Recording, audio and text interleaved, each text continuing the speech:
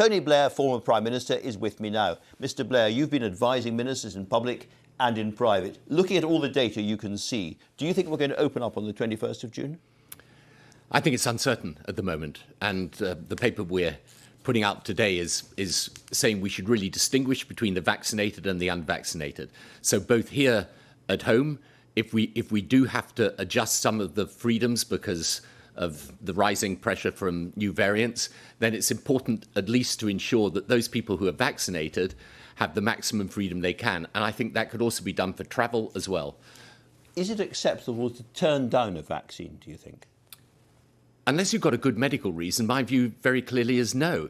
And I think that's why it's important to give people a real incentive to get vaccinated. Because, you know, if you are vaccinated, the evidence is absolutely clear. It reduces the risk of transmission and it reduces the risk of hospitalisation or death. So would you make them mandatory?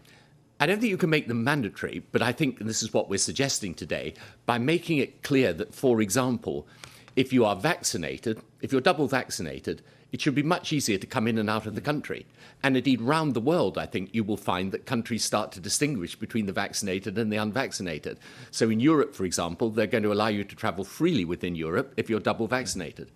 The trouble is, this does create, does it not, a two-tier society between the vaccinated and the unvaccinated. Looking at your own paper says that if you haven't been vaccinated, you won't be able to go to nightclubs and theatres and big sporting events and many other places. So you will be discriminated against. Yeah, but I think, you know, the word discrimination's got a very loaded meaning in the English language now. But really, when it comes to risk management, it's all about discrimination. So the reason we vaccinate elderly people first is they're more at risk. The reason why we ensure that people are vaccinated is because it then reduces the risk of transmission, not merely of you getting ill yourself, but of you passing on the disease. So I think since everybody's going to be able to get the vaccination, other than those, as I say, who for medical reasons can't, then I think it really is important that people get encouraged to get vaccinated. And we also make suggestions as to how we can make sure you get proper proof of vaccination. I mean, actually, the NHS ex-people have done a good job on the NHS app, but we need to make that interoperable with other systems so that you can use this as proof of vaccination throughout the world. I use the word discrimination advisedly because we know that people from ethnic minorities are less likely to be vaccinated. There's a figure saying among the over 50s, there is on average 25% less vaccine take-up among black people than white people. Now, that is discrimination if you're going to push them into a second the tier. answer to that, Andrew, is to encourage people from that community to get vaccinated. And one other thing I think is very important, particularly in the context of the call to vaccinate the world by the end of 2022. But might this not have exactly the opposite effect? I mean, there's a very interesting Sage paper about the hostility to government generally and the suspicion of government generally in these groups. It says, and I'm quoting, that because of historical issues and contemporary perceptions of institutional racism, it's much harder to persuade these groups to take the vaccine. And telling them they have to, or they're going to be kept out of sporting events and many other places, is simply going to make them feel angrier, not less. I'm not sure about that. I really think if you explain the facts to people, they can see the value of getting vaccinated. Now, one other thing I've asked for over these last weeks, and I still think we should do this, is that we are in a, I'm going to say unique, I think virtually unique position as a country of vaccinating at scale using both the messenger RNA vaccine, that's Pfizer, and an adenovirus vaccine, more traditional type of vaccine, AstraZeneca.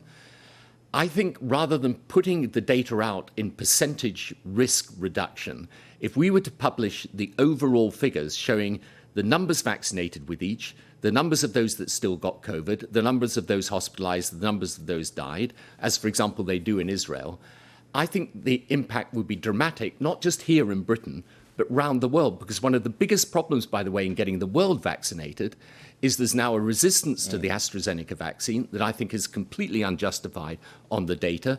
And if we did publish the data in that way, I think you would see very clearly both, one, that vaccines are massively effective in reducing the disease, and two, that AstraZeneca and Pfizer are roughly similar. So that's a public communication thing, really. Can I just bring you back to the plan for vaccine passports?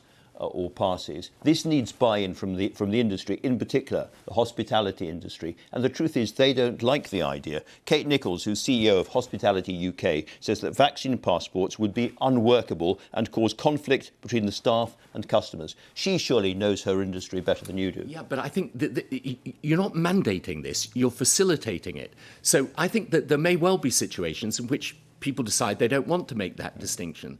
But I think you're going to find in many settings, people do want to know if they're going into that setting that the people around them, if they're mixing in close quarters, have been vaccinated. And I think, when you look around the world at some of the best practice on this, it's very, very clear that in the end, it's not just going to be something that government does. The consumer, the citizen, has also got a voice in this. One last group that really concerns me, I'd like to hear your views on, are disabled people with autoimmune problems in particular, who can't be vaccinated. Surely this is grossly unfair to them. They have a hard enough time already. Right, so you've got to make special provision, because obviously that would be completely inappropriate to discriminate against them. It's a relatively small group of people, but you need special provision for those. I'm 100% sympathetic to that. What I'm not sympathetic to are people who are able to get the vaccine and just refuse to get it. This whole argument reminds me of something going back for some years. This is ID cards by the back door, isn't it? Look, I was then, I remain even more convinced today, particularly with biometric technology. The world will move to biometric ID, and they'll do it because in the end it's better for people. It's not about, look, the amount of information government's going to have on you is going to be minimal compared with what your local supermarket has on you. So this is a completely sensible way to go, and I think you will find right round the world that people move in this direction because it will facilitate the access to government services. And by the way, in some of the developing countries, it will cut out fraud. You're very plugged in. Are ministers interested in this, do you think? I mean, I don't know, but I hope so, because it's just an obvious change. And the thing is about biometric ID, I mean, as you know, my view is the whole world's getting changed by technology. The big political debate we should be having, we're not really having it, is how do you master this technology and harness it for the public good? But in every single field of our work, our leisure, the way we interact with each other, technology is going to change everything. So, biometric ID is just one part of a much, much bigger picture. Do you think, again, it's in some respects an ethical or moral dilemma, do you think we should be vaccinating children to protect the entire society? Yes, I think you'll definitely move in that direction in the end. And I think, it's already been shown, I think, in studies that, 12 to 18-year-olds will get vaccinated.